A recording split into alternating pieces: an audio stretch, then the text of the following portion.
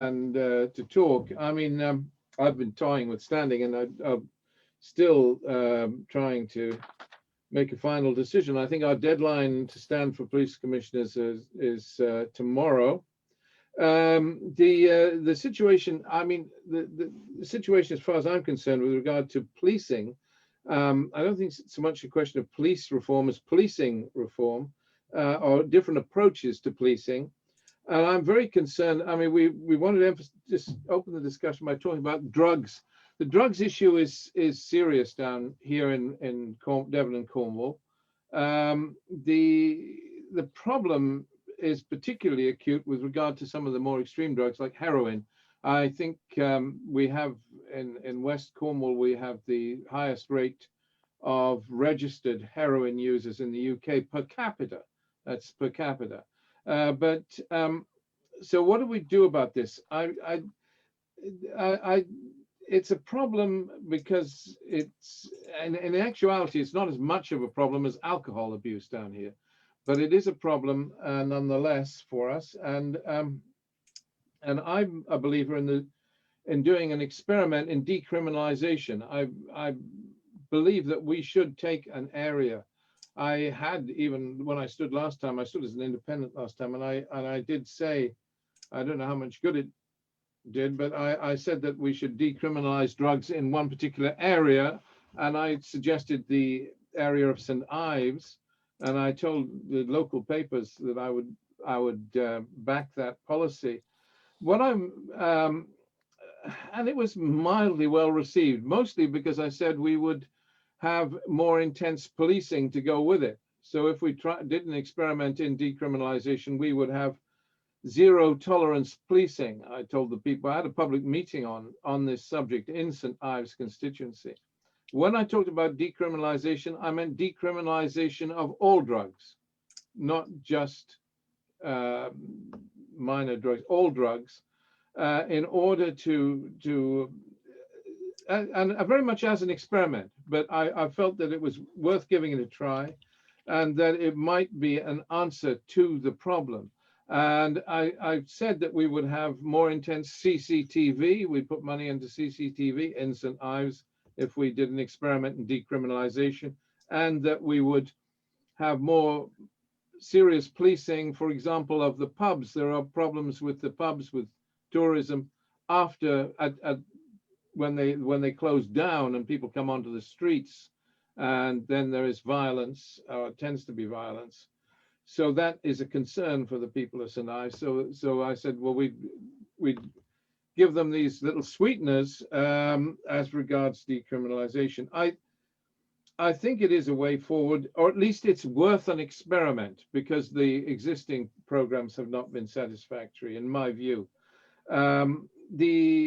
And when I talk about, I always feel, I mean, one of the problems we have is violent crime in the Southwest. We are very good on crime figures generally, and our crime figures generally are improving, obviously with COVID and so on, but not with regard to violent crime.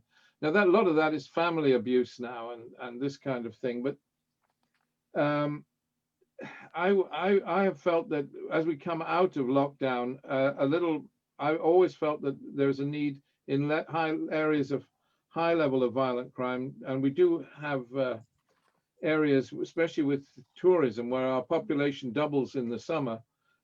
We get pockets of violent crime. I felt that there was a need for focused zero tolerance policing, but that's a controversial issue. What I do feel, alongside not just alongside any drugs decriminalization, but at every level in the Southwest, is that we need street level restorative justice to keep kids out of the criminal justice system. So what I mean, that's been done in Holland, and oddly enough in Bahrain, where they're not noted for many good things, but they have experimented with that. And what it means is that we had a small experiment in Cornwall, or actually, beg your pardon, in Devon, in Brixham. There was a brief experiment. It didn't last very long, but it was very successful while it was tried by a woman PC in Brixham. What I mean by that is woman PC, with the consent of the chief constable, was saying to a young offender who got into trouble, look, I'm not going to charge you if you go and do community service down the road. At this particular, they had a place that did soup kitchen lunches. If you serve there for a month, then I won't put you through the criminal justice system, of course. And if you don't turn up, then you will be charged for the offense. So this worked very well at keeping kids out of the criminal justice system, and I quite liked that. I felt it was a good way forward. This kind of thing I would like to see. But let me just say, I mean, I used to be a prison visitor, and for many years, and one of the things I noted was that when I visited people for violent crime offenses, that it was not generally violent crime, which we're most concerned about. It's not generally drugs related. It's generally alcohol related. In fact, I can say hand on heart, and I've visited hundreds of prisoners in for GBH, rape, and so on over the years, and I never visited one who had committed a violent crime whose crime was not alcohol related. In other words, I never visited a prisoner who committed a violent crime while sober at all. In all those years, it was all alcohol related. And there is an issue here. We don't have proper detox facilities for young people with alcohol, and we're getting more and more young people with alcohol problems.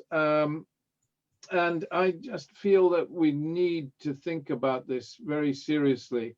The alcohol addiction in the young, there's a different approach needed for older people who get alcohol problems. We have, in fact, the whole world has a way of dealing with alcohol detox, which is basically the Alcoholics Anonymous system, or a variation on that, which involves weaning people off alcohol completely. That doesn't work with young teenagers. They need, in Switzerland, they've tried a points-based system where people get reward for, okay, commit to staying dry for a month and we'll give you points towards whatever you want, a new music center or something. So this kind of points-based system they tried in Switzerland has been effective with young people. Giving young people a commitment to give up alcohol forever is very hard. It's very hard for them to commit to. The other thing with alcohol, we have a problem with the business of how to deal with drunks. And I often felt that we needed to actually use the wet room approach because they clog up the criminal justice system. They clog up the police cells. But having a wet room that is supervised by police, but that has maybe a nurse or somebody with medical training associated with it, in areas like Plymouth, where you get major issues with heavy drinking, I mean, obviously in a post-COVID environment, I think it might be a good way of dealing with this kind of situation, rather than clogging up the police cells with drunks and having the police. It's more the actual administering these people, dealing with these people. The other thing is they're just going for heavy machinery now, and stealing. Well, that's another issue, but I'm just talking about alcohol and violence. Yeah. And the other, finally, I mean, just a final point, we do need more controls on preloading. Kids load up with alcohol. I know my own kids, when they were teenagers, they load up with alcohol before they go out. And I think the alcohol issue is major. There needs to be ways. I mean, some clubs experimented down in Devon with breathalyzers. It was a police promoted program, to be fair, and with breathalyzers before you went into the club. I quite like that experiment. I think it's one that should be encouraged. The club owners didn't mind it because it meant that people were couldn't come. They had to buy their alcohol in the clubs rather than drink it at home.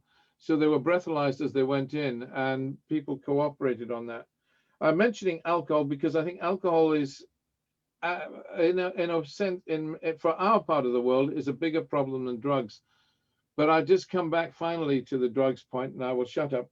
I do think that I think we have to experiment with decriminalization. I mean, we have a problem down here. Drugs may not be as big a problem as it is in the big cities down here, but we do have the end of the line syndrome. People come down and we have a drugs problem. We have our own unique drugs problem, and it disturbs people, and we need to do something about it. And I think an experiment with decriminalization, along with zero tolerance, might be a good way forward. Okay, that's what I wanted to say. I think, Mohammed, back to you. Thank you. Thanks for those words, William. I mean, alcohol-related crime as opposed to drugs-related crimes, alcohol-related crime is much worse. So we need to keep kids out of the justice system. Bahrain, surprisingly, is doing some good work on this. So you want to have a trial run or potentially incentives to decriminalize drugs. So we're going to go over to Gareth Derrick, who's standing as police commissioner in Williams area. So what do you say about that, Gareth, and what are your points of view around drugs and policing? Well, thanks for bringing me in there, Mohammed. I'm delighted to be here tonight, by the way. Before I get into commenting on William's bits for a minute, I feel like a bit of a wild card, as I'm not an expert on any of the topics being dealt with tonight, but I have been a police and crime commissioner candidate before in 2016, and I'm it again at the moment. And so therefore you can imagine I've spoken to lots of people and answered many questions, etc., about policing and crime prevention. But I'm going to give a bit of background, if I may. I have to sort of warn you now that I took this invitation for me to have a sort of stand back look at the big global picture, as it were, not necessarily global in the world, but the wider picture of policing, without necessarily delving into the detail of Devon and Cornwall, which I have to do in my other job as a campaigner. But background to me, I had a full career in the Royal Navy, but for 36 years, but don't think that means I spent my time all in ships. Firstly, because I was a submariner, but more importantly, because I got into lots of things, which took me all over the world in many places, which had some fascinating experiences. I mean, things like, the liberation of Kuwait in 1991 from the Saddam-led invasion, as it were, the rescue of Kurdish refugees from northern Iraq and southeastern Turkey in 1991 in joint operations there. 2 years in Bangladesh in a project intended to build democratic accountability to their armed forces, and a year in Iraq, more recently in 2003, 2004, working on the restoration of public services there, immediately after the war, if you like, the conflict, 2003, but more importantly, during the insurgency phase, and included the restoration of the police service, as well as banking, education, etc., etc. And why am I telling you this? Well, the answer is, it's an important question that I'm able to answer. I think I know what a police state looks like. I've seen police states, and I've seen what violent states look like. So I'm very pleased to say that no matter what some people's concerns are about the UK, we are very, very far removed from those realities. And I'm very happy to say that, and we don't want to go anywhere near that. But let's remind ourselves how bad things can get, where police stations may have witnesses going in on one door and out the back into the backyard, they're passed out and taken away injured or worse, in that kind of situation, where people arrive at police stations where bags full of cash on the desk on your arrival there as a new joiner, and you effectively are, as a police officer, are entrapped into a life of corruption from that moment forth, where you know, if a good-looking or whatever, a young lady in a nightclub turns down an offer of liaison with a senior politician, can end up in a serious, you know, dire consequences for that person and that family. These are the kind of things we are nowhere near, and we've got to make sure we don't get anywhere near that. We can rest easy in our beds. We are nowhere near that. But reform of policing is really a very important and hot topic. And, you know, just to raise one example of what's going on at the moment in the public domain is this police crime sentencing and courts bill en route through Parliament. What is that about? It's about managing protests, essentially, giving the police more powers to manage disruptive protests or protests which cause disruption to the public. Broadly about giving the police more capabilities to put conditions down, for example, on static protests as well as just marching protests where they had more power in the past, and broadening the circumstances under which they can apply the conditions to these kind of protests. Essentially, it's lowering the bar, if you like, for police intervention in protests and marches, etc. And also lowering the bar for the police to take successful action against people making these protests. So it's something that worries me, because essentially this is you know, giving increased police powers to police the freedoms of speech that we have fought so hard to protect in this country, and one in which, as we speak, there are countries fighting desperately for their own freedom to speak in similar ways. So that is not what we should be doing as reform of policing. It's certainly not a priority for Britain, that kind of thing. And in my view, it's quite abhorrent that the government is attempting to do that really as a show to try and regain their status as a law and order party in this country. And it certainly does nothing to help put back on track the idea of us moving even further away from a police state, or addressing some of the root causes indeed that William was talking about, and how we can do that more innovatively. So what should the priorities be for policing reform or police reform in the UK? Well, I just sat back and thought about it myself, and I've got 4 key thoughts to put down, 1 or 2 of which we might delve into later on, no doubt, but others may be just out there somewhere. I think one of the biggest things to do is to re-establish an up-to-date and effective model for community policing and neighbourhood policing. I think this has been one of the biggest sort of negative shifts that we've seen in policing. You know, the old 50s model has just crumbled away and disappeared to almost nothing. And it's been a really negative shift in the last 10 years.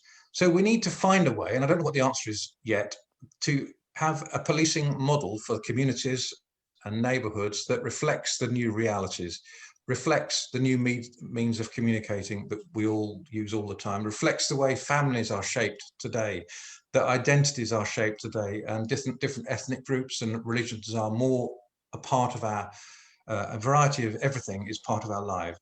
And it's all about creating that thing which is so vital, in my belief, policing by consent. So that's it, create this new model of community and neighbourhood policing. Secondly, switching to the other end of the spectrum, but reflecting on the fact that we've left the EU, not that it's directly linked to that. How are we going to tackle what we now see, which is such rampant global and international organised crime? How are we going to do that? Because it is not going to go away, and it is ever increasingly affecting ordinary people, even in such simple forms as persistent scam calls from all over the world, trying to take money off us illegally in various ways. You know, do we need to look again at our policing model? We currently have 43 police forces in the UK. Should we think about a properly coordinated national policing model with local delivery? Might that help, for example, the challenges of connecting with international crime and international policing, so that we can then bring it into the UK and you know, cause a nationally coordinated delivery of effect, as it were. So how to tackle the big global international crime. The third point I want to make is about violent crime. And indeed, William quite rightly touched on that strongly too, because we can't deny the fact that violent crime now is significantly higher across the whole of the UK than it has been in recent years. In Devon and Cornwall, it's about a 95% increase in crime in just the last 5 years. In other places, I think over the nation, over the UK, it's about 113% increase. Some of that, of course, is about different ways of recording crime and different recognition of what is a crime. But we cannot deny the fact that we did not know or take action. We weren't taking action about this. We didn't understand this violence that was endemic in our society, and it is growing. So we need to really grasp that sort of, before it's too late, because this hasn't been around for too long. It's not too late to do something about it. The government, in severely cutting policing, said this could happen, this could go forward without any great changes to crime. But what has happened, whether they're directly linked, I couldn't tell you, but I suspect they are, that violent crime is now so much more, and it's a terrible thing for our society. So we need to find a way of reforming the way we address violent crime. And the fourth point, which is the final point, which I think will lead us into many other discussions, is to grasp the power of crime prevention. And I mean that, not do less policing in terms of proactive patrolling and going out to stop crime, etc., but grasp the power of crime prevention in its full spectrum. And that may well be one of the best things that might be able to come out of the Police and Crime Commissioner role that I'm potentially involved in, and which has been around now for not that long, just 8 or 9 years. Whenever I describe the Police and Crime Commissioner's role to anybody, and I get asked about it a lot, I make it absolutely clear that the role is about the police being a commissioner of the police and a commissioner of crime prevention. In my area in Devon and Cornwall, only around 1% of the budget is spent on crime prevention services outside of the police force themselves. That, in my view, is just simply too low. In fact, it's been reduced since the commissioners first came in 2012. It's probably been reduced by about 25%. Even if I could double it, which is what I would want to do as a minimum, it is still too low, in my opinion. I'm not making pledges here for my campaign, but I conceptually feel that we should be spending a lot more and investing much more on effective crime prevention in various ways. So we don't do enough about it. The commission services through the commissioners, etc., are too small. The public health approach, which we've heard a lot about in recent years, is talked about, but not really delivered adequately anywhere yet. And a lot of this is about lack of resources. The criminal justice system, another key player in crime prevention, is also woefully inadequate in being effective in crime prevention. And that again links back to William's comments about the restorative justice as being another alternative way of looking at that. So I'll end there. That's 4 big areas of reform that I see need doing. We may well just go down 1 or 2 specific areas of that, but let's see what others have to say. Thank you. I think you're on mute, Mohammed. There you go. So thanks, Commodore Derrick, for that short conversation on community neighborhood policing. Violent crime needs to be challenged, needs to be dealt with, and there needs to be more funding for crime prevention. Now, Ben TWOMEY, do you want to respond to? Do you want to say a few words and also maybe respond to William and Gareth? Do you want to unmute yourself? Thanks very much. I was waiting to be unmuted. So yeah, thank you very much, Mohammed. And thank you to the university and to the association for hosting this event. It's really great to have a discussion. I think we need to talk about drugs because there's a real silence in the world of policing and crime around what happens with drugs. You'd think it would be one of the main topics of conversation when it comes to policy making and to the changes that need to be made to keep people safe. And yet it rumbles along to the tune of thousands of deaths every year related to drugs, to the tune of tens of thousands, if not hundreds of thousands of crimes just in my region related to drug addiction, and the harm, the crime, and the cost to the taxpayer as well of drugs policies which have essentially failed is astronomical. I'm going to do things a bit differently because I think it might help later, but if people watching want to put into the chat, what do you think good drug policy achieves? What do you think the right approach to drugs would do? And I'm not looking for what kind of measures should we take. I mean, at the very end, the outcome, what should that be? What does that look like? If you want to put that in the chat, that would be great, because I'll try and pick up on it later on. So I'm Ben TWOMEY. I'm the Police and Crime Commissioner candidate for Labour and the Cooperative Party here in Warwickshire, my home county. I've worked for 3 Police and Crime Commissioners before, led on drug policy for them, and I've been fortunate to be in a position where, with the Police Commissioner role, a huge amount of change can be made. And for example, I've helped develop a couple of diversion schemes which keep people out of prison and recovering from their drug addiction. They've reduced reoffending by 40% in one area. I was the policy writer, I suppose, of the first police force to adopt Naloxone, which you may have heard of, which is a heroin blocker. Basically, it's a medication that reverses a heroin overdose. And West Midlands Police were the first in the country to carry Naloxone. I'm proud to have written that policy, and it is saving lives and improving the relationship between the police, long fractured between the police and those who are suffering from addiction. I'll touch more on some of the measures that I've taken, but I thought to begin with, talking about priorities, we need to talk about the big questions, I suppose. So big questions for a police commissioner candidate are: how can you support people to have the security that they need and the safety that they need in our county, in our area? But also another question, which isn't asked quite so often, is what do the really serious organised criminals need in order to prosper and to thrive and to continue to peddle misery in our areas? So that's a big question for me, and I need to know that answer so that I can work to deny those serious organised criminals those needs. The Home Secretary, when she became Home Secretary last year, said that she wants criminals to feel terror.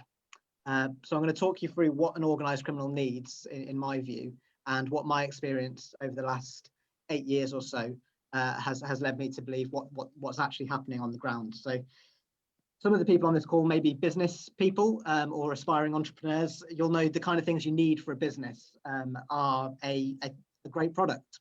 That's one of the things. You want to manage your risk. You want to recruit great people that fit your needs. You want to build capital. Cash is king. And then when all's going well, you want to grow and expand your business. So I'm just going to quickly go through those issues from the point of view of a crime boss, I suppose, the kind of people who very rarely you see on the news, or very rarely actually get caught up in the discussions and the debates around drugs and the way that we police drugs. So the product, the bread and butter product for organised crime groups in pretty much every part of the UK is heroin and crack cocaine. That's what a senior police officer told me. It's the bread and butter. It's highly addictive. Of course, it's a good product. If you've got no moral qualms about the, peddling that sort of thing, then it's a good product in terms of making lots of money and moving large quantities, because a small amount can make you a lot of money. So treatment services are the best ways to counter that product, because it removes the ability for that product to be addictive, because you're treating people for that addiction and making sure that they can recover and get away from it. But treatment services across the country have been cut by, in some areas, more than 50%. So slashed in half, which means that people's ability to access treatment and recover has diminished. The risk for the organised crime groups, something, again, I'm sure those in businesses, my charity has a risk register, and their risk register would be, of course, police interfering with their business. And yet we've got 21,000 fewer police officers than we did back in 2010.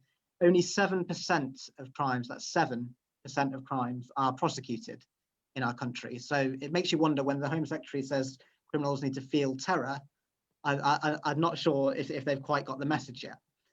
Then there's recruitment. So all of this is set up well. You've got the product, you're reducing your risk, you recruit. And in organised crime circles, I'm sad to say, the main people that they want to recruit at the bottom rung of the ladder are cheap and expendable.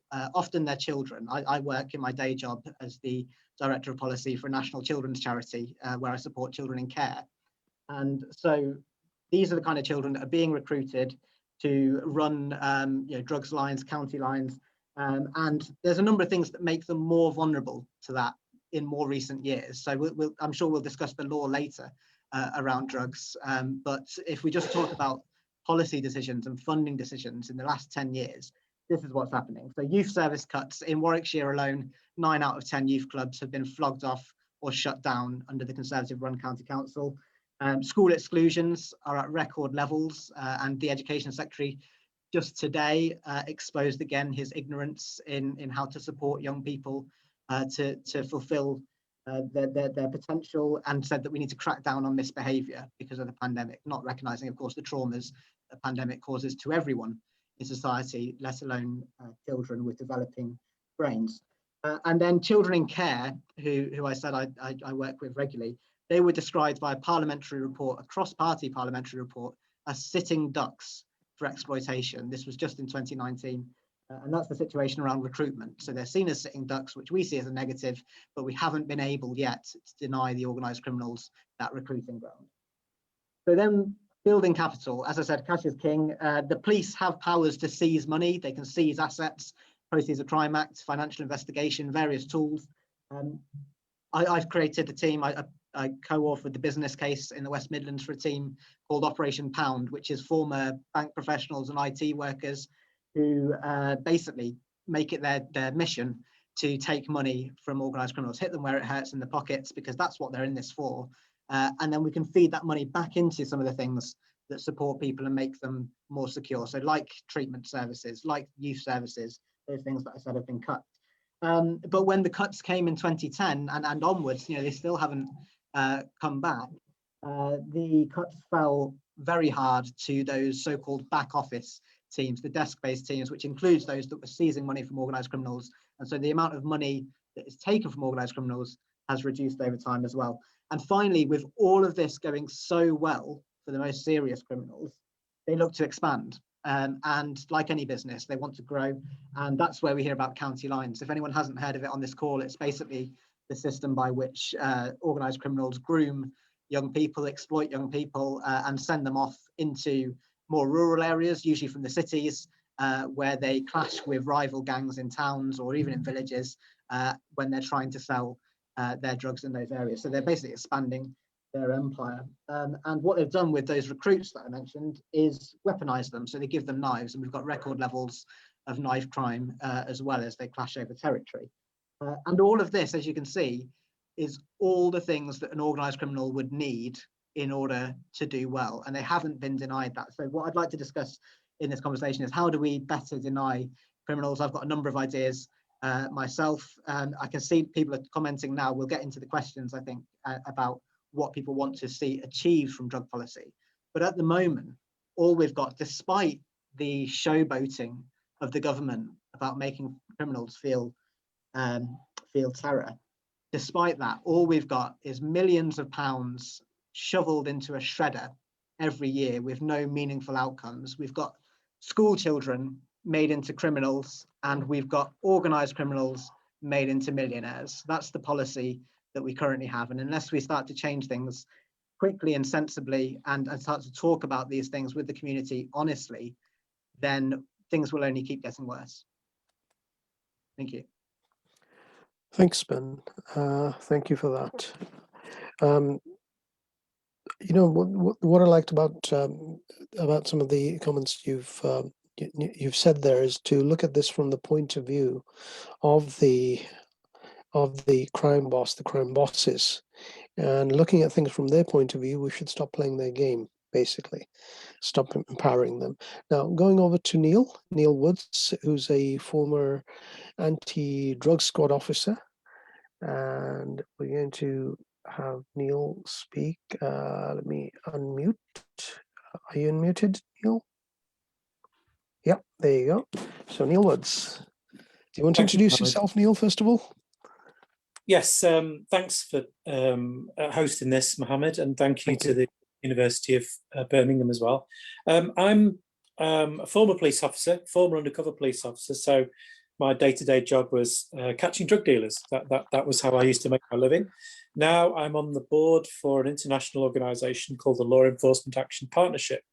And we are essentially made up of people who have experience from fighting in the front line of the war on drugs, who now want to end it, who we want to reform drug policy for the sake of saving lives and also reducing the power of organised crime. Now, back in 2009, when I first heard of the idea of police and crime commissioners, I was still a serving police officer. I was a conventional detective sergeant at that point.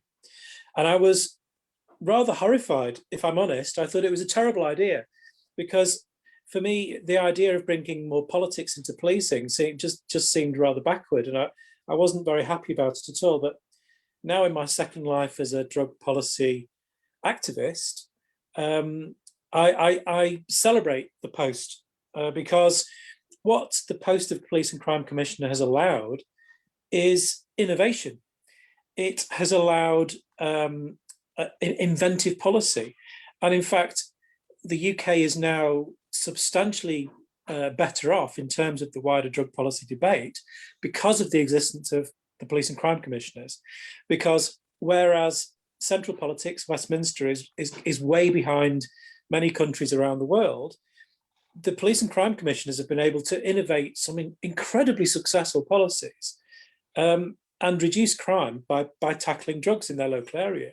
Now, the reason I was keen to suggest this this event and set up this conversation tonight with Mohammed is because we're fortunate enough here to have Ben TWOMEY, who I've known a long time, who has been one of the most important innovators in this space. And Ben's quite modest, but he is actually a world leader in these kind of policies. So it's good to have him on in this conversation.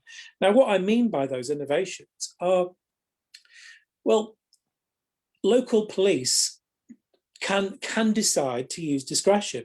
Local police can decide to use different practices, and they can, under the guidance and instruction of the Police and Crime Commissioner, decide to prioritise where there are benefits, that they can prioritise where evidence brings results. Now, we have to separate drug crime, from every other kind of crime, because normal policing of drugs, the normal punitive arresting, prosecuting people for possession, smashing people's doors in, arresting loads of people, that does not reduce crime. There is no evidence that it reduces crime. In fact, there is substantial evidence and good police intelligence to suggest that it increases crime. Because where you create gaps in the market, you generally create violence and competition to fill that gap. Where you send people to prison who are suffering from problematic substance use, from addiction, you cause further trauma. And there is good evidence to say that it does not cause them to commit less crimes. Quite the opposite. People come out of prison and are more likely to commit further crimes than if they'd had a sentence where they were not sentenced to prison. In fact, in the UK, there is a study which suggests that 2 out of 5 people who were sent to prison, 2 out of 5 people who became problematic heroin users first tried heroin in prison. So we can see how counterproductive sending people to prison for drugs offences is, because it leads to further drug problems. And the post of Police and Crime Commissioner has allowed evidential responses to these facts. So, for example, the diversion scheme that Ben set up in Durham, as William mentioned, we should be keeping more young people away from the criminal justice system, away from prison. That's what it managed to do. And as a result of that scheme, crime went down, not up. There are other very good examples of diversion schemes in the UK, for example, in the Thames Valley, where one version of their diversion scheme means that there isn't even an arrest. The constable merely makes somebody an appointment to see a drug worker. This is much more efficient than the traditional punitive response from policing. But there's a very important thing about drug policy, and this perhaps refers to Gareth's point, some of Gareth's points. Even if in your area the polling, your local polling suggests that drugs and drug policy are not a priority for your population, drug policy still needs to be your priority, because in the average constabulary, in the average police and crime commissioner's budget, the largest amount of that budget goes on punitive policing of drugs. 70% of stop search is for drugs. It's the most expensive form of policing, but it doesn't reduce crime. So if you can shift your budget away from punitive policing of drugs, you have more budget spare to spend on your local priorities, be it domestic violence, the violence from alcohol being the most problematic of all the drugs. You can do that if you reduce your expenditure on punitive drug policy, which doesn't have any success. It doesn't reduce crime at all. Police are brilliant at catching drug dealers. If you spent twice as much money on catching drug dealers, you would catch twice as many, but it never reduces crime. Gareth also made a very good point about crime reduction, crime prevention. There is evidence that spending money on crime prevention reduces crime, but where do you find that money from? You move it away from spending on punitive drugs policing. So it's about, the Office of Police and Crime Commissioner has allowed us to compare the activities of the 43 different appointed police and crime commissioners. And we can see what works. The evidence is solid. And if you look, for example, at the Police and Crime Commissioner for Cleveland, it's a shame that he's not going to stand for re-election this May, Barry Coppinger.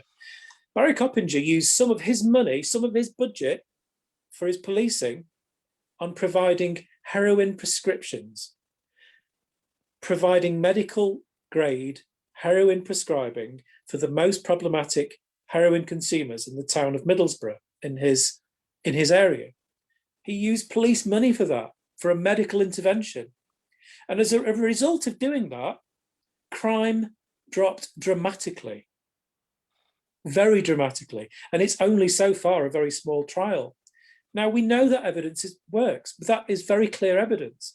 And to refer to another point that you made earlier on, William, about having the highest per capita number of problematic heroin users in the UK, like many seaside communities suffer more than inner city areas. The solution to that is to provide a clean, safe supply of heroin. It is. But it's also the solution to a big point, that important point that Ben made. It totally takes away the market, which drives the child exploitation often referred to as county lines. There are children from Birmingham dealing heroin in Cornwall because there is such a market of problematic heroin users. And the most problematic users of heroin, the most problematic 10% of heroin consumers consume 50% of the market value of that drug. So if you're a gang and you can get access to the most vulnerable, most problematic heroin users, you've got a gold mine, especially if you've got cheap labor and children doing the dealing for you. But that market disappears. It disappears completely if you can use a health intervention to look after those people. So then you'll be saving money and you can look at your problematic heroin consumption, the concerns that Gareth mentioned for his area. So we can see how interconnected all of these things are, not least of which because drug policy is so incredibly expensive when you look at it through a policing lens, because drugs are a health issue. And if we look very carefully at how we can best treat that health issue with health interventions, policing of all of our communities and all of our concerns becomes instantly easier. So thank you again, Mohammed, for arranging this. I look forward to the discussion, and I hope we can keep this on drug policy innovation. But thank you very much. Thanks for that, Neil. You're always a good person to help us think things differently. What I liked about what you said is that we need to kind of understand that when we create gaps in the market, that causes more crime and violence. What I'm going to do now is I'm going to ask William, Ben, Gareth, and Neil if you got any questions for each other. And what we will do, we'll start with you guys questioning each other, talking amongst yourselves and seeing if we can find a solution between you. And then what I'll do in about 10 minutes, I'll open it up to the audience and we'll have some more questions for you. Will that be okay? Okay, so let me unmute Gareth and Ben and William. Okay, and there you go, and Neil. So we started with, I think, William. So William, do you have any questions for Ben, Gareth, or Neil, first of all? Well, I mean, it seems brutally unfair, but it's a small meeting, and if we're just focusing on the drugs issue for a moment, I would like to know whether Ben or Gareth would be. It's pushing the boat out to say that you would experiment with decriminalization. I don't want to put you on the spot, but is it something that you would consider in not necessarily in the whole, but doing a targeted experiment in one area, which was what I was suggesting? I'm not asking you to commit to it. I'm just saying, would you consider, if elected, doing and perhaps after further consultation, doing a targeted experiment on decriminalization? Something I wanted to ask Neil also was one thing that your last remark did bother me slightly. You suggested, and I don't think it's something that a police and crime commissioner could offer, but you suggested that we needed a clean supply of heroin. In other words, that you were implying that there should be, and now that is something I can't see happening, and I don't think it's something that we can offer as police crime commissioners anyway. So I think you were actually probably flying a kite there, rather than talking about an actual practical option. But anyway, maybe you could expand on that, because it was a curiosity. Anyway, thank you. Those were my points for the others. Hope they aren't unfair. Would you like me? Is it okay if I answer that point about the heroin prescribing first? But William, no, I'm not flying a kite at all. But essentially, I'm suggesting we go back to the British system, and until American foreign policy forced the UK to follow their drug policy and create addiction as a moral failing and criminalising it.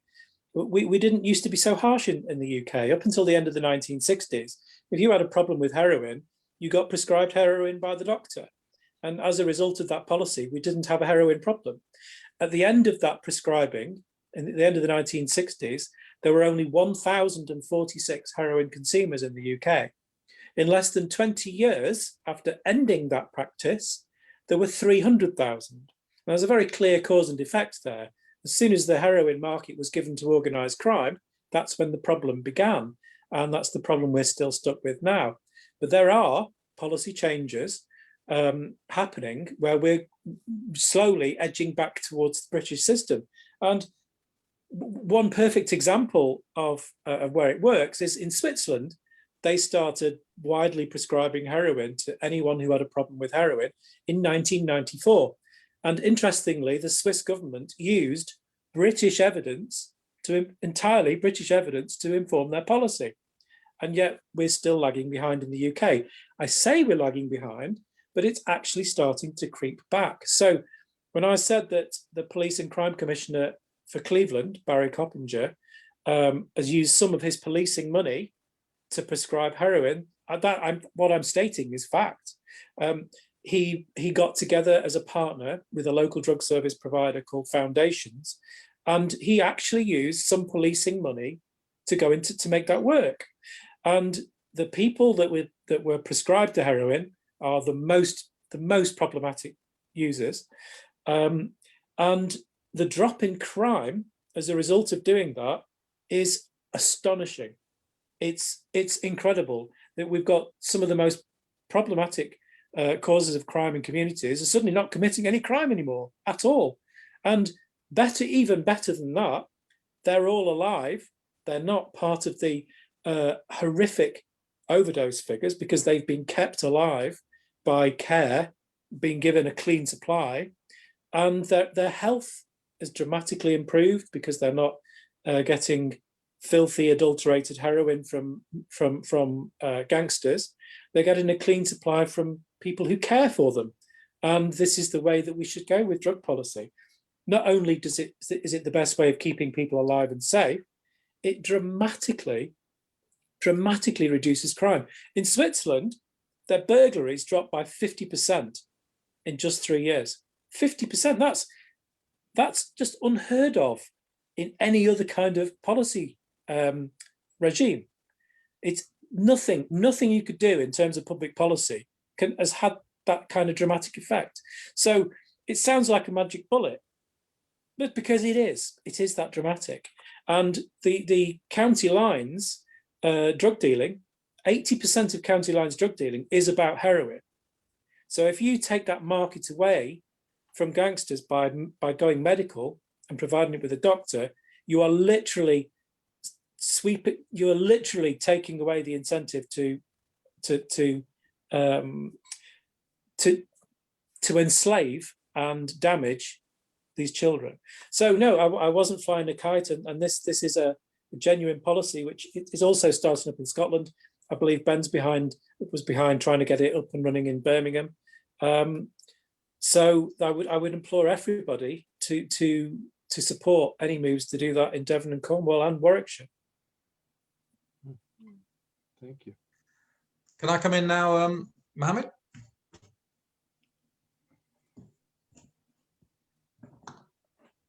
Mohammed, shall I come in now? Sorry, you're muted, but I'll do it anyway. Yeah, thanks. Carry on, sorry. I've got some comments to make with regard to everybody, including your question, William, which I will get onto. But thanks, Neil, for being such a brilliant advocate for the Police and Crime Commissioner and the power that they can bring to addressing the big challenges that lay out there. I mean, so many people say to me, you know, the reaction that you first felt as a former police officer when it came about, this should not happen, you know, bringing politics into policing. But politics is at the very heart of all this crime prevention and policing thing. So you're right to talk about the innovation that PCCs can do and all that. And that was exactly what I meant by my fourth point, which is grasping the power of crime prevention. And I'm not at all perturbed about you all, certainly Ben and yourself, Neil, you know, focusing on drug problems, because they are a classic example of where this can be used really effectively, and certainly I'm up for doing that.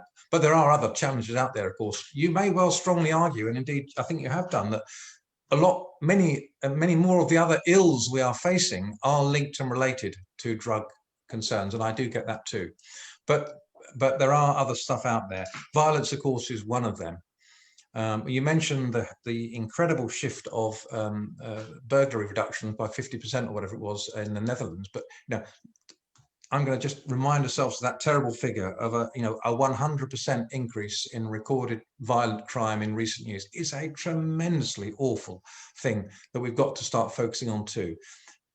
Grasping the power of crime prevention by innovative ways of looking at it. And I fully get, Ben, that what you set out is a really clear and precise and innovative way of looking at drug, crime prevention through managing drugs. And it's great. I like it. And I'm up for it too, including, for example, Naloxone being deployed into police forces and that kind of thing. The question I was going to ask you, Ben, I'm going to come back to in a second, but I'm going to just quickly respond to William. There's a reason I'm doing it in this order. William, would I experiment with decriminalization? Well, I don't think I'm empowered to decriminalize anything, but I certainly recognize the decriminalization aspect of drugs as being a vital part of potentially doing a much better job of what we're doing. Therefore, I would wish to find ways of pursuing ways of experimenting with decriminalisation, yes. And I see that in the first instance by being an advocate, a strong supporter of the movement to do so, and lobbying and using the political power of a voice as a police and crime commissioner to help bring that about sensibly, of course. Ben, and that was the question for you, actually. You set out a great sort of strategy looking at the attributes of the thriving business of the drug market, and how you set out how you must deliberately and effectively undermine that and take it away. Some of that may be linked to decriminalisation, but some of it may not. So how do you reconcile that that approach of undermining the powerful business tools that the drug OCG market has? How do you reconcile that with decriminalisation? Right. Very good question. Two questions for me then to answer, if that's all right. I'll start with the first question about decriminalisation.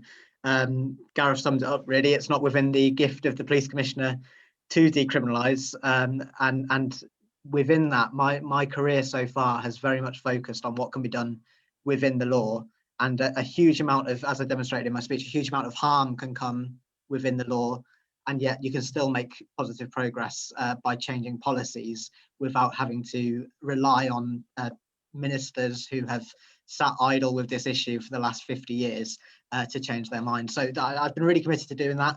If it turns out once those policies are enacted that there's still elements of legislation that get in the way, then absolutely we need to argue for those to be changed. I'll give you an example though of how the criminal justice system can exacerbate things. As I said, I've worked on diversion schemes before, and they vary in what they look like. But there was a young woman called Caroline who I worked with in the West Midlands, and she'd been addicted to heroin for many years. She first tried it when she was in an early teen, and all sorts of appalling violence, harm, trauma had happened to her as a child, which is sadly extremely common for people who find themselves addicted to all sorts of substances. And Caroline was a prolific offender in the West Midlands. So that's the language the police use. That she was shoplifting around £2,000 worth of goods from the local shops every single week. So she was huge in terms of the amount of harm that she was doing to local businesses, the volume of crime that she was causing. And she was doing all of this so that she could fund the heroin that she was addicted to. And after a while of working on this, we had a program called Offending to Rehab. And there was a police officer who was getting to know local shoplifters, particularly those with problematic addictions. And we needed to wait for the right moment for this to work. So Caroline had also been in and out of prison over and over again. And at one point, after getting to know her quite well, picking her up, taking her to prison, to custody a few times as well, but the police officer saying all the time that I'm here to help. When you're ready. Eventually she, in her own words, hit rock bottom. She was told that she only had a few weeks, I think it was, to live if she didn't change her lifestyle. And she reached out to that police officer, and we got her into a rehabilitation house, and she has been drug-free since. In fact, she, it doesn't always work first time, and of course she'd had 20 years maybe of addiction to work through as well. But at that right moment, the hand of friendship was offered rather than the cell door slammed in her face, and in which case we would have seen that continued cycle. Probably Caroline wouldn't be here today, but in the meantime she would have been committing crimes over and over again, week in, week out. And since then we put on an event for the local businesses, and at that event we pitched the idea that what happens when you actually support people away from their addiction, rather than relying on police or relying on security in stores, the costs that go up to every consumer, in fact, because you're paying for more security and CCTV cameras. And Caroline was in that meeting. She was sat opposite the one of the heads of security for one of the big shops in Birmingham, and they didn't recognise her because of the turnaround that she'd had in this level of support that she'd had. They didn't recognise her at all. And from that meeting, shops, big stores in the city invested in the programme. they thought, actually, we're spending this money anyway, or we're losing this money through goods that are being stolen. So they invested in the program, and now there's dozens of people who've gone through this program of support, and it means that crime's reduced. It means that there's no longer victims in terms of individuals or in terms of businesses that are happening. Caroline and others like her are going on volunteering, getting jobs, living their lives, really, having turned their lives around. And all of that happens, and it's within the gift of the police commissioner, within the gift of the police, with their discretion as well, to support people in that way and to team up with the whole of society to start to see that vulnerable, traumatized 13-year-old that first tried heroin and went down that route, and then decide that at no point is it too late to begin to work on turning that person around, because not only does the harm come to them, but the whole of society suffers if we don't turn that person's life around. So that's the kind of thing that can work, and as I say, I've seen it happen. And so I wouldn't, we can't decriminalise drug possession. It's not for the Police and Crime Commissioner, but we can consider the merits of criminal justice system and what it does. The Durham scheme that Neil mentioned, that was actually still has a criminal element, because there's what they call the sword of Damocles hanging over people. You've still committed a crime. There's still time to charge and prosecute a person on that scheme. So it's kind of an incentive to engage with the programs of treatment and support, getting housing, the things that will actually keep you away from crime. And if you don't, then by all means, the justice system is still there. So that there's a mixed approach that you need. Just to respond quickly to Gareth's question about how to reconcile those points, I guess, of undermining the organised crime boss without decriminalising, I suppose. And that's where you get different policy measures. So some of the things that were mentioned in the chat, I'm glad I asked this question earlier now, were about the health service, a system that supports people, that saves lives. No one mentioned reducing crime, but obviously for us crime commissioner candidates, that's a big one. But all of these things, so diversion schemes, they've reduced crime. Okay, so Caroline, perfect example, no longer stealing £2,000 worth. They save lives. Caroline's still alive and kicking and doing excellently. They reduce the amount of harm and risk. So, for example, using heroin on the street, which Caroline certainly did do at times. And I'm using her as an example, but there are tens of thousands of people like this across the UK. She was, needle litter, for example, in leaving that in parks and in near schools and things like that, which we do find all the time. That's reduced when you get someone into treatment or into recovery and supported. And all of these things. The one thing in the law is specifically about the criminal offences of possession, supply, and manufacturing, essentially. And wider than those things, what it says about treatment, support, recovery, reducing harm, it's completely devoid. The law is devoid of points on those things. So we've had to develop them ourselves, because they're the things that work for what I assume the law was intended to do, which is to reduce the harm, the crime, and the cost of drugs to society. And that's certainly the approach that I take. So within policy, you can do that. And the diversion schemes are one thing. There's other elements, like I mentioned, safety testing of drugs, which I introduced to the West Midlands for the first time at a festival a few years ago. And that's where you test people's drugs when they're at a festival and you tell them what's in it. And we put out an alert at that festival for ecstasy that was around 3 times stronger than the average street strength. So that may have saved lives. What happened there was a zone of discretion, basically. So the police agreed not to interfere with what was going on in the testing tent. The policing of the festival still happened, but believe you me, drugs had made it in. And because drugs were in there, because young people were going to take them, I felt more comfortable and confident. The police felt like they could build their relationship with people who take drugs as well. And also, we've saved a huge amount of money, because the cost of calling an ambulance, the cost of a drug-related death and going to the coroner's office, being an A&E, all of those things don't happen if you just get that simple bit of harm reduction advice from someone who's tested your drugs. And it doesn't encourage more drug use. This is the common myth, I think, is that if you change your approach to drugs in any way, if you say anything other than say no to drugs, then you might encourage drug use. And that just there's no evidence whatsoever bear that out. And the people that say it's there's a need to deter people from taking drugs by being tough on it.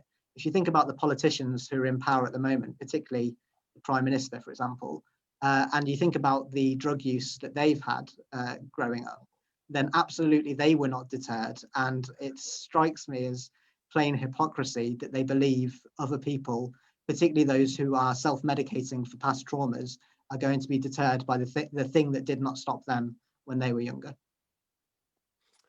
Thanks, Ben. Neil, do you want to question? Do you want to place a question to any of the panelists?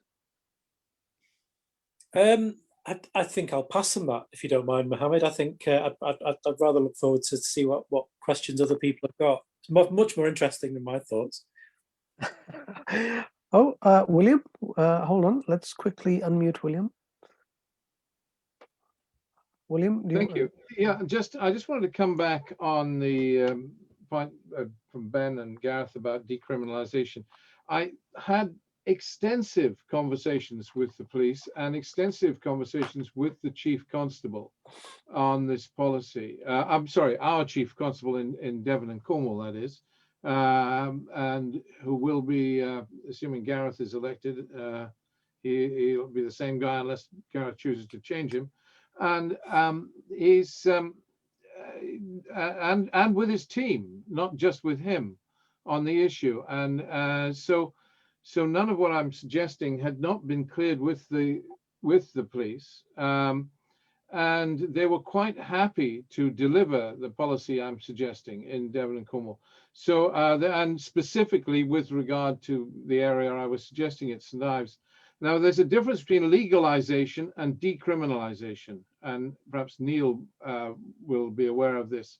It is quite a different matter. We have, as police commissioners, no powers to legalize drugs. That's out of the question.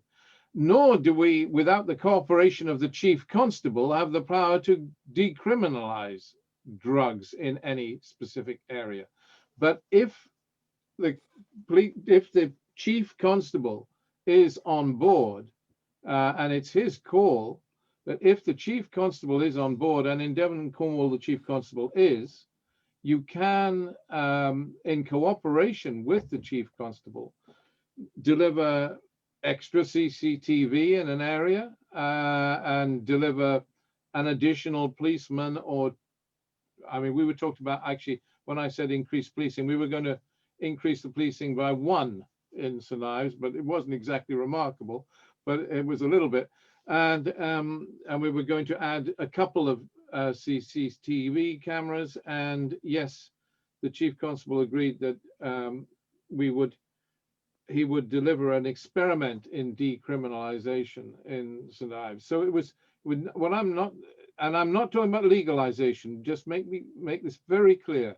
I'm talking about decriminalization with the cooperation of the chief constable. You are, as police commissioners, empowered to do that. You're not empowered to force the chief constable to do that, but if the chief constable agrees, he can or she can deliver that policy, and it is quite doable. I'm not saying you necessarily should. It would be hugely controversial, but I'm just saying it's not something that is beyond your powers with the cooperation of the chief constable. I think, William, if I may, it's a question of language here, because the way I've always seen decriminalization is the nature of criminal offence of possession no longer existing, essentially. So you remove that as a criminal offence, and there's lots of offences that happen everywhere in the UK that aren't necessarily pursued by the police all the time. So you can, the police, of course, have the operational independence to choose how they go about policing with the strategic direction of the police commissioner. And on an individual basis, no one can tell an officer exactly how to use their discretion at any given moment around how they choose to enforce the law. But the criminal offence of possession of drugs will still exist until it's removed from the statute books via the Misuse of Drugs Act being amended or deleted. So that's the way I view it anyway, which is why I'd say legalization and decriminalization require a change in legislation, but diversion schemes are a matter of policy, which talk about what your strategic direction is. They enable new services and support to be on hand for people, and structures, I guess, around people, but they sit within the current law. They're not aiming to delete or remove or amend any of the legal. Fair enough. Yeah, I mean, our chief constable described it as decriminal. What I was suggesting, he described it as decriminalization as opposed to legalization. So that was a distinction drawn by the chief constable in Devon and Cornwall. But you could call it a diversion, if you like. I mean, it's a matter of semantics, but a policy of that kind is doable and with the cooperation of the chief constable. It's just to say, but it is hugely I appreciate it would be hugely controversial, but it is achievable. Can I just add, it's controversial? Yeah. Yeah. Can I just add, it's not, diversion's not controversial anymore. It's mainstream. It's mainstream policy. It's happening in multiple police forces around the country. And what I sometimes find frustrating is that, you know, diversion schemes in the UK have been around for so long now that, and the evidence base for them is so huge, that it's frustrating to me that every constabulary hasn't already adopted them, because we're not talking about narrow margins here. We're talking about significantly better outcomes for young people, significant drops in crime, significant drops in reoffending. So the evidence base is very strong, and I wouldn't say they're controversial, because they're so widespread, and also that they're spreading across the world as well. It's a mainstream development in policing practice in an age where police across wealthy nations are increasingly attempting to adopt evidence-based policing. It's a simple fact in policing when you look at evidence of what reduces offending and reoffending in particular, I guess. So once people have already been into the criminal justice system, of course, if we get things right, we stop them going in the first place because no crime is ever committed. But when we look at reoffending, and when developing diversion schemes, I've looked at reams of data on this sort of thing. And what is often one of the worst things in terms of getting people involved in more crime, it is actually the prison system. And sometimes that is needed for a sense of justice for victims, to keep people off the streets, the serious criminals. But usually the outcomes in terms of the likelihood that they go on to reoffend get worse because of the things that Neil said, because of prison being a hotbed of violence and overcrowding and the sheer lack of rehabilitation that often happens. So that's among the worst. Then there's not doing anything, which isn't great either, because the likelihood that people go on to reoffend if you've taken no action against them is quite high as well. And then the best thing by a long way is some sort of support in there for the root causes of crime. So that's addressing, as I said, drug treatment in the context of this conversation, but related to that, housing issues, skills, getting jobs can be a real protective factor for keeping people from crime. If they're caught up in traumas, as I said, often there's a mental health dimension to all of this as well. There's a huge mental health crisis in our prisons that goes largely unaddressed. So that kind of support is the top tier of what can have the best outcomes for people. And unfortunately, our system is tilted in terms of where all the money goes towards the things that are less effective. And while the money's trapped in those things, people will keep asking the question, well, can we afford to do things differently? We just need to see the whole picture so we can say, can we afford to carry on as we have been? Neil, if I may come in, Neil is, and indeed Ben, you're exactly right about diversions. I mean, diversions are mainstream, and certainly they're pretty mainstream down here in Devon and Cornwall, and indeed significant effort goes into them. Of course, there is a slight downside to it in terms of public perception, because it doesn't lead to the prosecution rates that people might want to see, and prosecution rates have been dropping partly because of diversion schemes which avoid people being prosecuted. So it's important that we get that, and I certainly get it. On the legalization, decriminalization, I mean, clearly Ben, you gave us a great example there of your drug testing. I think that's not decriminalization or legalization as far as I see it, but it's something, let's not try and describe it with a word, which has a positive effect and the same sort of outcome that we want. So I get all that. And I think I'm now going back to your last point about the money side of it. You know, can we afford to do it better? What you've had more experience working with police commissioners than me, and Neil, you might have too. How receptive are the police to a switch away from what traditional punitive techniques to something more along the lines of what we're talking about? Because that's the problem. You've got to take more money away from the traditional way of spending it into these new methods.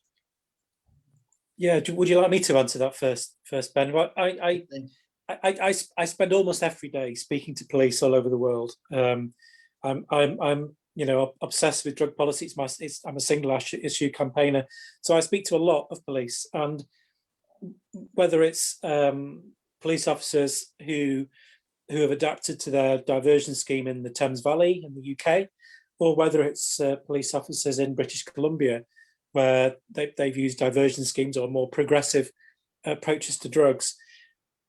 Almost universally, police never want to go back. They never want to go back.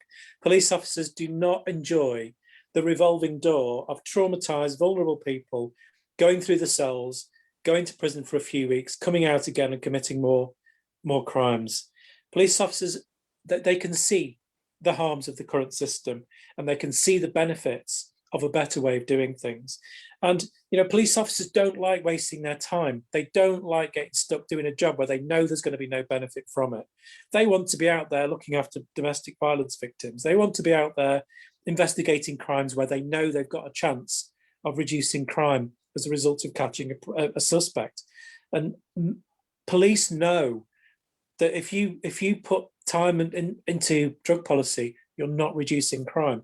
So whatever the innovation, police, they never want to go back. Once they've adjusted to a more health-based approach, they just never do.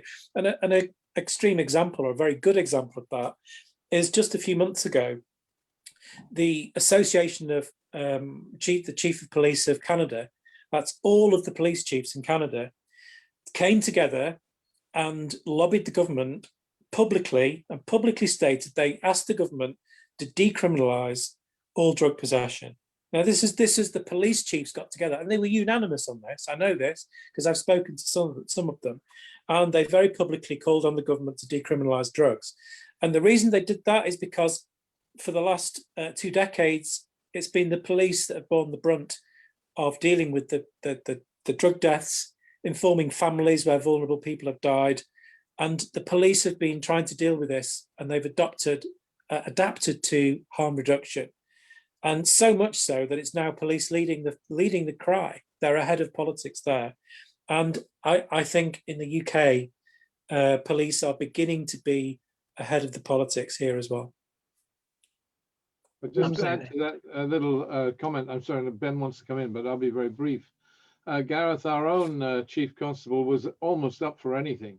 I spoke to him and I suggested targeted zero tolerance in areas of high crime. Fine, he said, we'd go with that.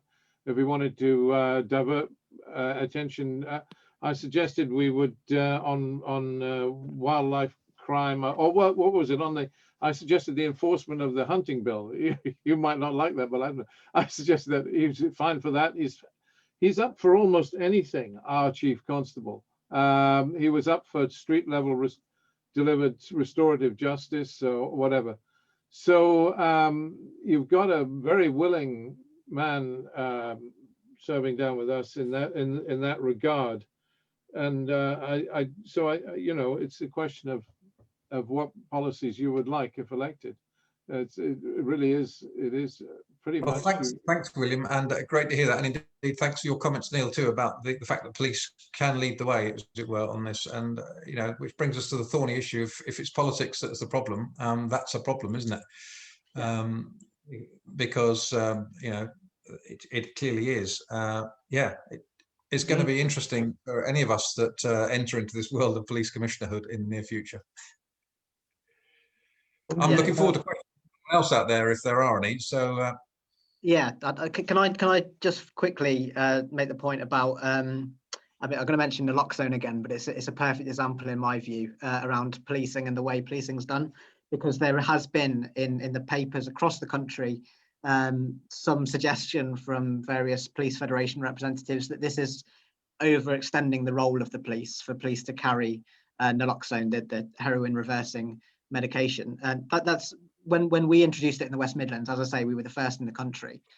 We made sure that we did an internal survey of police officers about carrying this, and overwhelming majority were in favour of carrying it. And that was even before we entered the persuasion period. We wanted to get a first look, and one of the reasons why is summed up in a story that a true story that a couple of police sergeants told me about a Friday night in Birmingham city centre, and this was around the time we were looking at introducing naloxone.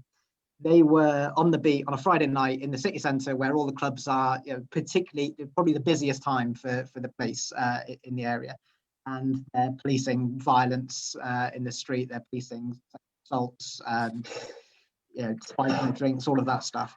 And they get called to an incident where someone is believed to be dead in a car park just around the corner.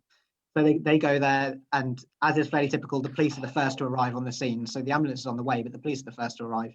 And they believe this guy has died, and they're with him for a couple of minutes, and then the ambulance luckily arrives that quickly. That doesn't always happen in Birmingham. In fact, the average would have suggested it would take about 15 minutes for the ambulance to get there usually.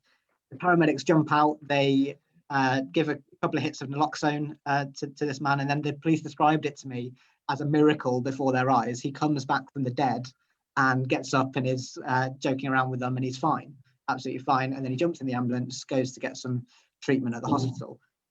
It's what happened next is what they told me. So not only would it have been, of course, traumatic to come across their body, but then they would have had to make it essentially a murder scene. They would have had to cordon off the area. They'd had to pull in witnesses, look at CCTV. This investigation into what has happened would probably last a year or more. And there'd be the coroner's office inquest as well. All of the huge costs, time and resourcing. But even on that one night, they then went on, these two officers who were completely free to continue on their beat. They went on to break up fights. They went on to arrest someone attempting to assault a young woman. All of these different things that they do on the Friday night that they wouldn't have been able to do because almost their entire unit would have had to been pulled into this incident. And that made the case for us really strongly. The ambulance was lucky then that it turned up, but for the police officers to arrive with the tools to save that life and to make themselves able to continue policing, doing their job the rest of the night, was just a huge incentive towards pursuing that policy. If you think about any of the policies I've mentioned tonight, there's always an advantage in that the police can then focus on real policing, on catching real criminals, and they can leave the people who are in treatment, recovering, or saved on that night. They can leave them to recover in the hands of health professionals, which is the way that drug policy should work really as a health issue. Thanks, Ben. Thanks for that. Zach Khan from Manchester. Do you have a question for our panelists? Yes, good evening, everybody. First of all, I wanted to thank AOBM, who have initiated once again an amazing conversation. They've allowed us to actually interact with the up-and-coming police commissioners. To all of the police commissioners, I hope you well, and I hope you all succeed. Fingers crossed. It's an excellent job which you're doing. It's a crucial job. I specialize as a criminal lawyer, so I've worked intensely with the law. I've worked alongside the law as well as representing defendants. I understand the difficulties which police undergo, and I understand the importance of a good police commissioner in order to keep the relevant forces going strong.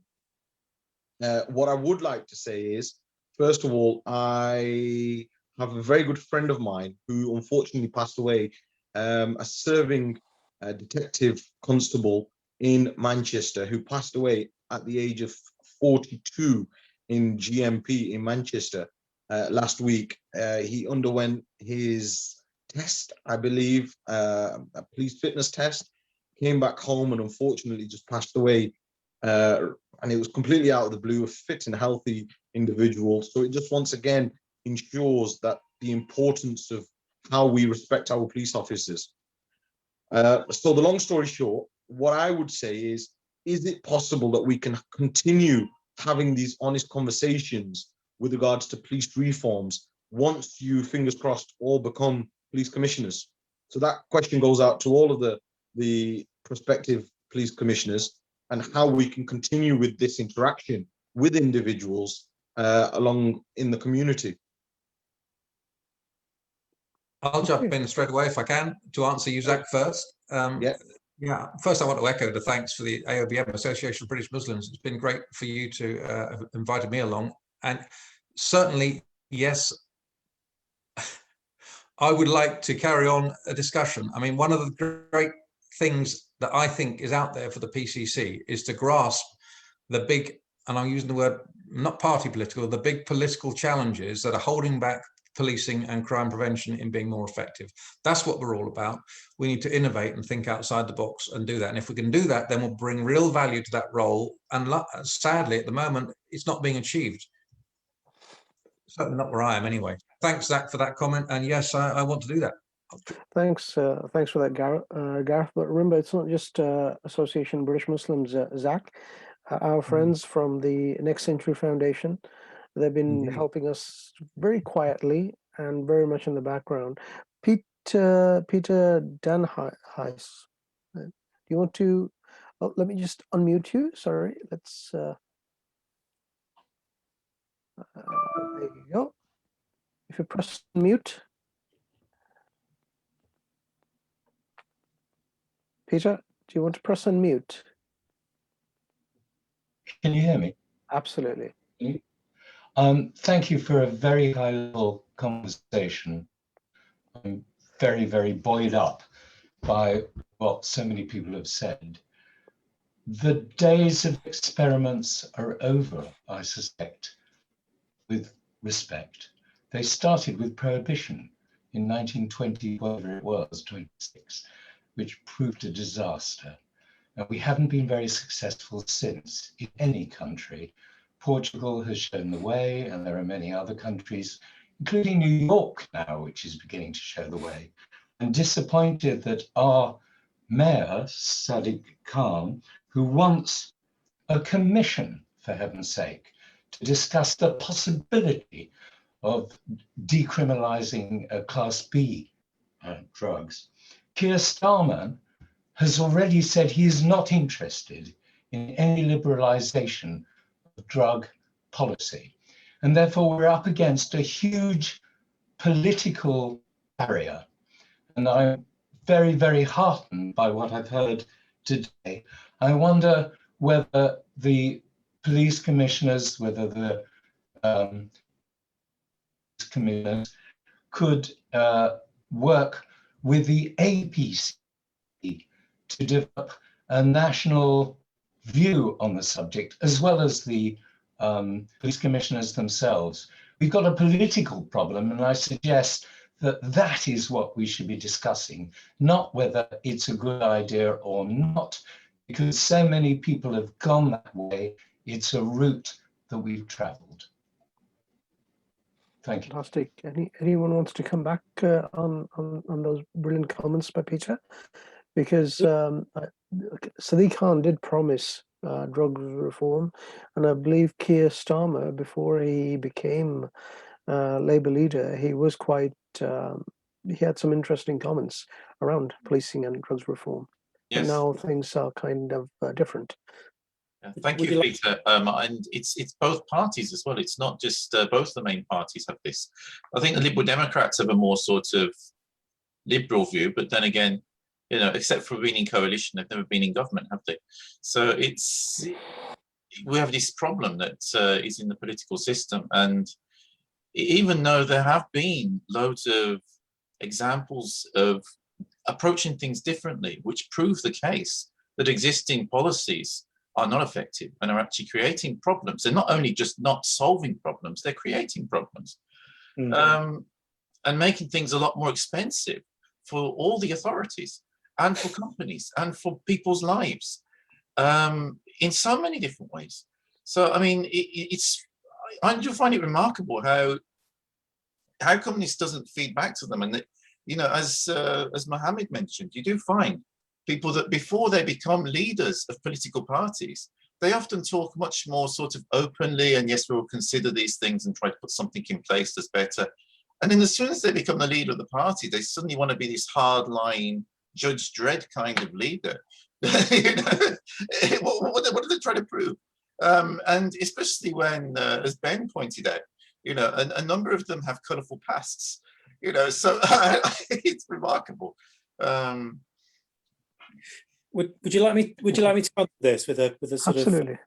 Absolutely. I mean, I'm actually quite optimistic in terms of the way politics is going. Okay, you have the leadership speaking in rather unfortunate terms at the moment, but the thing about drug policy from political leadership point of view is drug policy. This is a social justice issue, and social justice issues very rarely change through political leadership. They change through social movements, and the social movement for change is growing rapidly now, that's right across the political spectrum. So if you look at within the Labour Party, for example, you have it's a very new organisation over the last couple of years. It's the Labour Drug Policy Reform Group, and it already now has 16 MPs signed up as committed supporters, a lot more councillors and other MPs very sympathetic to the cause. You've also got the Conservative Drug Policy Reform Group, which it might not be as big, but it's growing in influence all of the time. Now, I spoke at both the Labour and the Conservative, the last conferences, which were in person in 2019. I spoke at both of those conferences, and the support for drug policy reform is growing rapidly. It really is. And the reason that it's growing rapidly is because it's growing rapidly as a social movement across society. So if we want to bring change, we have to find ways of making that social movement grow. And by doing that, then our councillors, our MPs, and other elected officials will take notice. And, you know, I've got a very old-fashioned view of politicians. I have great respect for anyone who steps in the public eye, but politicians are limited by how they can get elected. So this does taint what they can and can't say or choose to say, but we can influence them by the growth of the social movement. But just let me make one last comment. I am optimistic because I see this social movement growing in many communities and many groups. But there's one important thing here, and this is for police and crime commissioners to take note. There's one thing which is slowing down the growth of that social movement, and that is the police narrative. Because let's face it, the police control the narrative on drug policy, and they do it by repeating certain messages to the public. Now, if you were to consider drug prohibition a business, it would be the most successful business of all time because it has the most successful marketing. Essentially, police in every single nation on earth repeatedly show the public 3 images. They take slightly different shape, but they're essentially the same image. One is the image of police battering down people's doors in the morning. In the UK, that's usually with a red battering ram. And the second image is the rows of mugshots of all the drug dealers that have been arrested in your town. And the third, probably the most important image, is the image of the big drug seizure, the cannabis factory which has been found, the biggest seizure ever by the Royal Navy or the National Crime Agency, the big photographs of big blocks of kilos of heroin or cocaine or whatever it is. The police are constantly publicising these images in the news, in the media, and on social media. And the subtext to each of those images is that the current system works. And so this slows down the social movement because the public are essentially being conned by what the police are doing. Now, it's not the fault of the police. If you give the police something to do, they'll do it to all of their ability. And also, the police will always seek to maintain public confidence in what they're doing. That's natural. But there is an inherent dishonesty to all of those images because policing drugs in that way, it does not reduce crime, it increases crime. So this is a message I would ask any police and crime commissioner to consider. Do we have a duty to the truth? And what responsibility do you take to make sure that the public are told the truth. So in summary, I'm optimistic, but we've really got to tackle what the police are saying. Yeah, just come in on this. I mean, just briefly, just very briefly. I agree with Neil on much of what he says, but and it's certainly with regard to party leaders of the major political parties. I mean, the leader of the opposition and the prime minister. We're not going to get cutting edge drugs reform out of them because it's just not practical if they want to be elected again. I mean, it is the way things are. We need to change attitudes. So Neil is right there, and so the cutting edge reform has to come from the chief constables and the police commissioners working in concert. And of course, the chief constables are very desperate to please the police commissioners because at the end of the day, the police commissioner is empowered to replace a chief constable. So yeah, we do have, or sorry, whomever is elected does have considerable clout.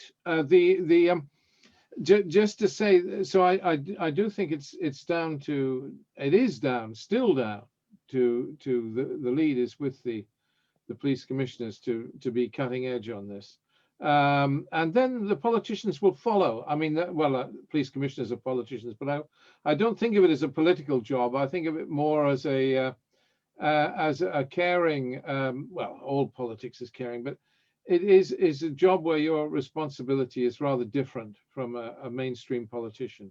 And so I think that's very important. The other thing is, Neil, I wouldn't quite go when I was suggesting what Ben describes as diversion and what I describe as decriminalization. I mean, this is semantics, but we understand each other as to what we're talking about.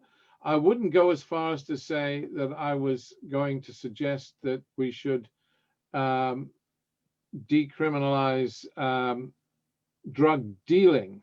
Now that is a step further, is you're suggesting, but I would like to see the decriminalization of drug using and then look at the bigger issue.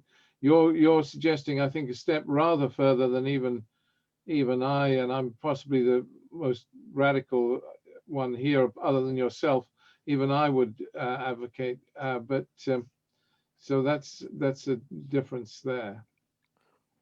Thanks for that. Ben, do you want to come in quick? There's another chap, I think his name's Khan. He wants to say a couple of words as well. Okay, the Labour campaign for drug policy reform, I'm pleased to be one of the co-authors of the report that we produced, and thank you to everyone, including Neil, who was involved in that process, basically to go out and speak with hundreds of members. It's really important to me to encourage as much change as possible. As I say, I've focused on the policy side, so I'm here trying to get elected in Warwickshire, trying to get through the inertia that there's been, that within the silence around drug policy in my county, harm and crime has risen, as in many other areas. But I've also hosted a seminar for all the other Labour candidates for police commissioner, and we had many of them, so I'm hoping there'll be lots of people ready to be elected. I'd urge anyone on this call to get in touch with your local police commissioner candidate and see what you can do to help if they're going to be someone who's a force for good in this area. It would be remiss of me to be on a call about drug policy without mentioning my old mentor, Ron Hogg, who was the police commissioner up in County Durham, where I used to work. He sadly died just over a year ago, and his legacy has been phenomenal. He was the first police commissioner to stick his head above the parapet on these issues, I guess. And someone mentioned the Association of Police and Crime Commissioners. How do you get all the police commissioners working together on this? He put himself forward a few years ago to be the representative for police commissioners on drugs policy issues, and he was rejected by the other police commissioners because they said, many of them said he was not the view. He didn't express the view of police commissioners at that time, and of course he didn't, because there was no view of police commissioners. The default position was to have no view and to be completely silent on the topic. So I think sadly that's a missed opportunity. If I was elected, I'd certainly be putting myself forward to continue Ron's legacy and see if I can take the lead for police commissioners now that many more of them will be enlightened and will be persuaded by the evidence on this. Thanks, thanks, Ben. Han, do you want to come in with a question? Do you want to unmute yourself? Thank you, Mohammed Abbasi, and thank you everyone for your valuable intake on the subject. I came across the news about the Mayor of London, who is suggesting that this drug, which is cannabis, to be decriminalized in London in the near future, and talking about making up a commission on it to review its benefit.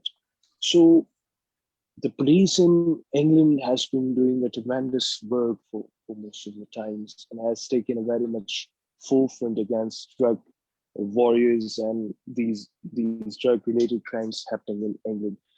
The primary concern which happens to arise here is that if something similar of this notion gets up in the atmosphere of UK in the near future, for example, if Sadiq Khan gets re-elected and if pursues for a legislation, some similar legislation like that, potentially decriminalizing the drug, B-class drug like cannabis. So what would be it creating an impact on the youngsters of England particularly, and what it mean for the police? Because now we could see that they have taken a very zealous job against the drug thing.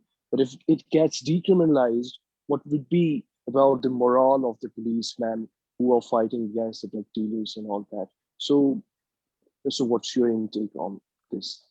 So basically, where Sadiq Khan or the Mayor of London is concerned, so if he were to decriminalize drugs, what would be the morale of the police? What would be the response of the police from that? Neil, I'm going to pick on you for this one. Yeah, I mean, I don't think it would affect the police morale negatively. First of all, I think we need to clarify a possible misunderstanding. The law does not put anyone off consuming drugs. I remember reading one study, and less than 2%, only 2% of the people studied suggested that the law had any impact at all on their drug taking. And if you look at there are studies on around the world of different types of punitive drug policy, and the level of punitive drug policy has no impact on drug consumption at all, whether it's the death penalty, life imprisonment, fines, whatever. So we just need to get that out in the first place so that any change in policy is not going to affect people's consumption at all. But it might allow, well, it will allow, if you have a health-based approach, people who need help to be able to get help more effectively, especially if we're not spending money on criminalizing them. If we're using our resources to channel people into help who need help, then we are tackling the problems caused by drug consumption more effectively. Now, most police officers understand that, but there's an interesting change in police culture that's happened over the last few years. Certainly, it happened actually to a certain degree while I was in the police, but it's happened much more since. And that is the drive by police officers to catch people who in possession of cannabis. Now, in the 90s, when I was a young cop, there was lots of, everyone got a pat on their back if they caught someone with cannabis. Everything was about chasing numbers and numbers of arrests. And you were a hardworking cop if you got loads and loads of arrests for cannabis. But that changed while I was in the job, and less police were keen on catching people just for choosing to do what they do with their own mind and body. And now, in most inner city areas, I spoke to several police in Birmingham, several in London, several in Leeds. Police nowadays, if a constable is somebody who goes out of their way to seek to arrest people for possession of cannabis, they are generally seen as lazy by their colleagues. They're not celebrated at all. because if a cop goes out at the beginning of their shift, finds somebody for possession of cannabis, it means they're off the streets for the next 5 hours, dealing with them as a prisoner. And their colleagues in their shift are not very happy about that, because they would rather their colleague was doing something worthwhile and working as a team with the rest of their shift. So there is already a cultural shift away from this desire to criminalize young people for what they do with their own mind and body. This cultural shift is happening already. Now, there was polling that was released today, actually, which showed a significant majority of the general public across the UK are in support of a drug policy reform for cannabis, by 52% as opposed to 32% who are against it. Now, that is a significant number of people in favour of a more liberal cannabis laws. But don't forget, police are people too. The police are a cross-section of the public, and there's many police would also vote for that kind of reform. And so you can see where polling, the general public, and many police and crime commissioners are actually ahead of central politics at the moment. But that will change. You know, the social movement is growing. It will eventually influence central government. It will even eventually reach the leaders. Fantastic. Thanks for that. Any other questions? We've got about 7-8 minutes before we close it. William, any questions, William? Gareth? Well, I'll chip in. I mean, I think this conversation is very useful, and I would hope that we can continue these conversations. I mean, Gareth committed to doing that. I would certainly like to help in that. It's particularly valuable doing it in association with the Association of British Muslims. I mean, I really think that it is an important way forward, because it helps us all to understand the issues more clearly and the possibilities. I mean, much of my thinking on drugs has been informed by conversations with Peter Danheiser, who is considerably more radical than I am.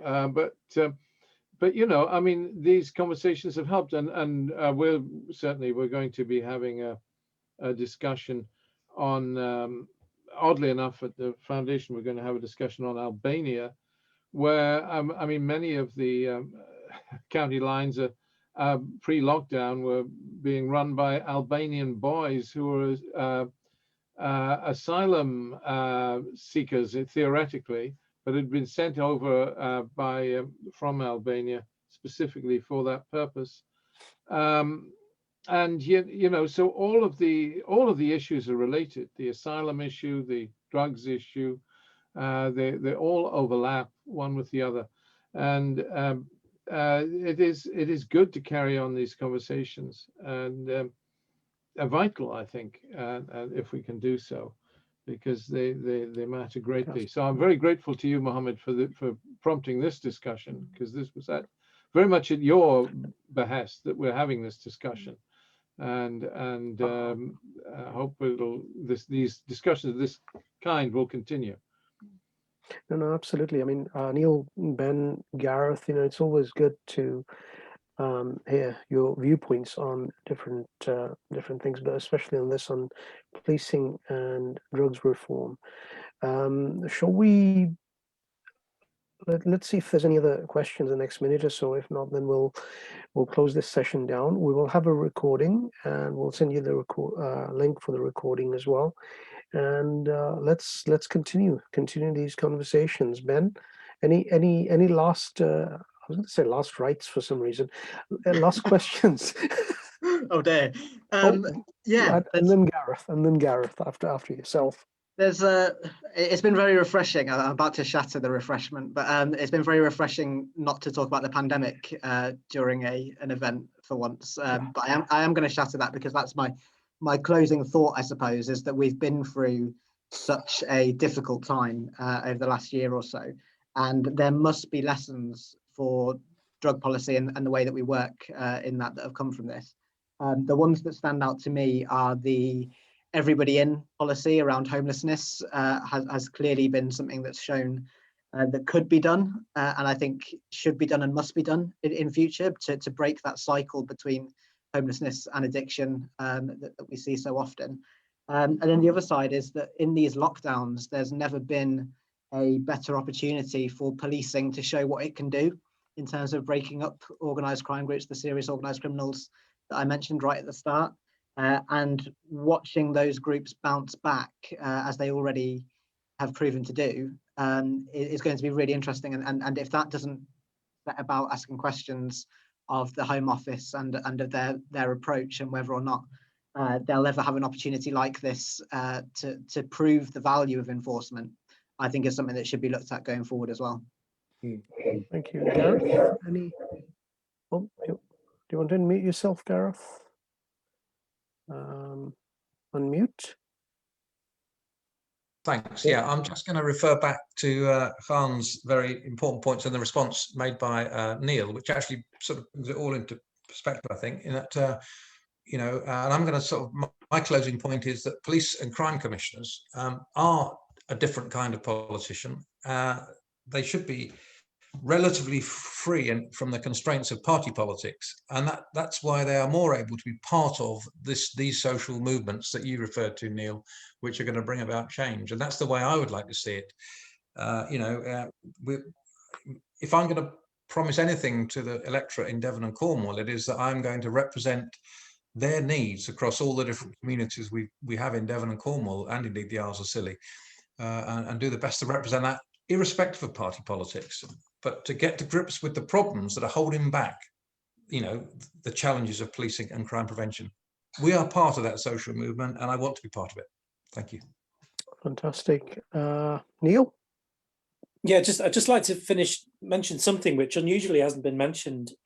Normally, when we talk about drug policy, we talk about prejudice. And I think it's important just to get it at least mentioned tonight. The Black Lives Matter movement, which has exploded in the last couple of years, is essentially a drug policy issue. Wherever people of a different ethnicity have suffered at the hands of police, wherever in the world, it's generally they've been arrested for drugs. George Floyd was stopped for drugs. While he was choking, he was told, don't do drugs.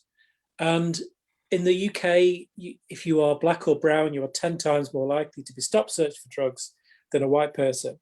You cannot separate racial justice from drug policy. And I just wanted to get that out there because it should always be spoken about whenever we talk about drug policy publicly.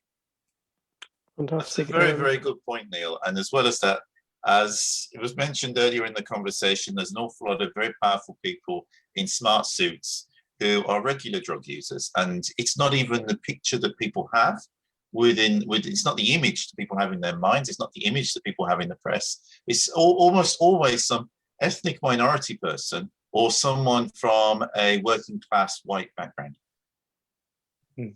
True. And they're not the people that have the money for all the drugs either. William, any last words? No, I think that's really been an outstanding discussion. And thanks to you, Mohammed, for chairing it. A particular vote of thanks for that. It's always tough to be chairman. Well done indeed. Thank you. Thanks, Ben, Gareth, Neil, William, Veronica, and Paul, Zach, and other friends. You know, one of the main things I think to come out of this is that there's a need for a kind of a much more mature social movement, much more honest dialogue and comments around these issues. And first of all, I want to wish you good luck. I hope you get the position as police commissioners, but beyond that, whether you get to be police commissioners or not, I think you should be part of a bigger dialogue, national dialogue, and hopefully with Neil's colleagues around here, we can start a nice social movement around drugs and policing reform. And Gareth, sorry, I had to, I kept unmuting you for some reason. I think we kept going over each other. Sorry about that.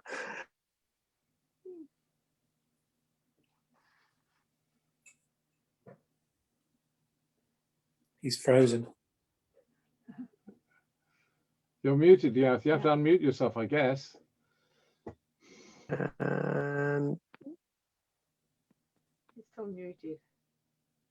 No, thanks. Back.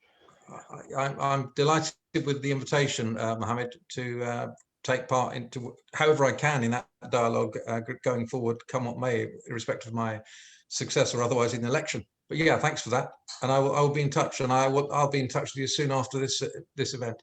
Thanks. Yeah, we would look forward to continuing discussions of this kind and hosting future ones. Very happy to do that, and I think it's not just on this issue, but in any other relevant related issues that could come up. I think it's a good thing to do and a good platform to have. I think Mohammed's internet has dropped, which is what's happened there. So that's why I thought I'd quickly come in and just. Should I? I mean, unless he was folding it up anyway, so should I do that? Unless anybody has anything else they want, any final comments? Okay, awesome then. I wish you all the best. Have a good evening. Thank you all for taking part, and thanks to William for all your help and support as well. Thank you very much. Thanks. Thank you very much, all of you. Thanks, Ben, Paul. Thank you. Everybody. Great to meet you all. Take care. Okay, good night. Bye.